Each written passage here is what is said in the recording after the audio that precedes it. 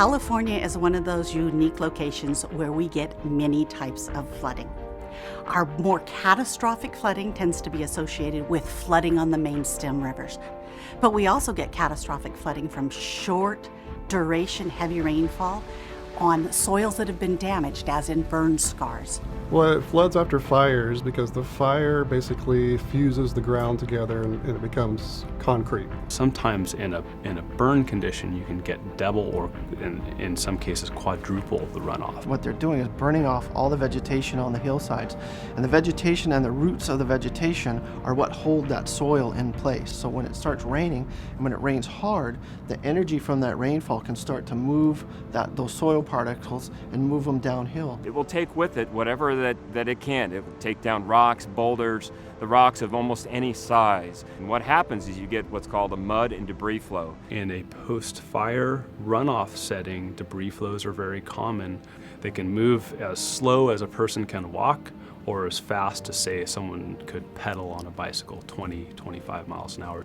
An example of a recent area that's the subject to debris flows is the Butte Fire. Right now we're standing in the middle of the Butte Fire from 2015. On September 9th, 2015, Wednesday afternoon, the fire started in Amador County to the north of us up over this way. For the first 72 hours of that fire is where it burned well over 60,000 acres.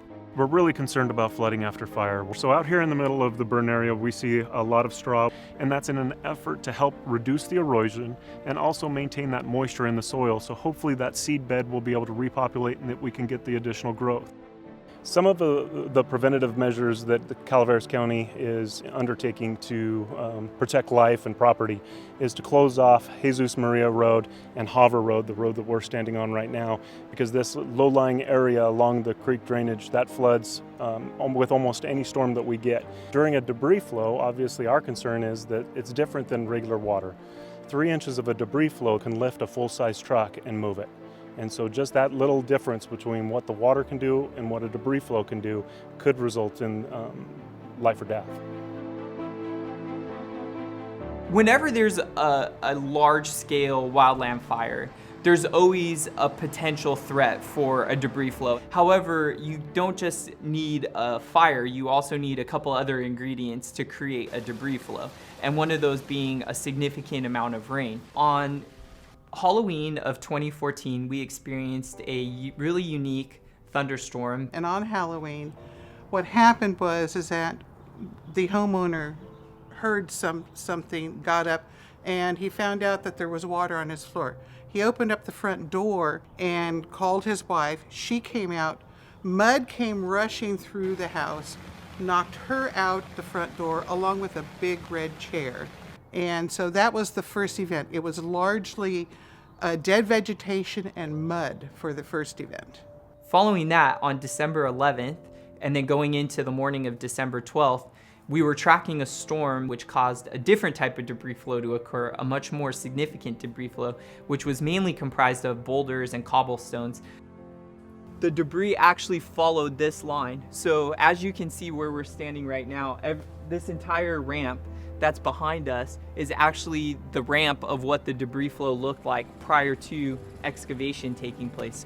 This home had rocks up to the ceiling and on the outside up to the peak of the roof. It was a massive amount. And you could see the water line and the mud line. And so the rock was actually even above this line, but this is where water and mud permeated to where you see this wet line. So when it comes to debris flows, there's a bunch of different protective measures you can put in place.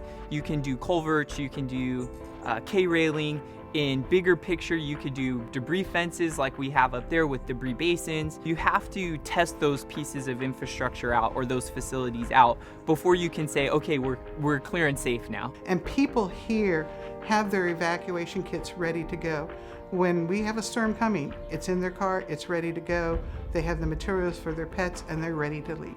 When it comes to flooding, the National Weather Service monitors current conditions and we forecast what the rain is going to do. If there is a threat to life, we will issue flash flood warnings and flood warnings to areas that may be impacted or will be impacted from flooding. you need to prepare for those things before the floods, because when the floods come, it's too late. It's very important that residents listen to their local newscast, also listen to the radio stations, and heed any emergency requests for evacuations. Just pack up, get out ahead of time. It's better to come back and not have needed to leave than to stay too long and then find out that it's too late.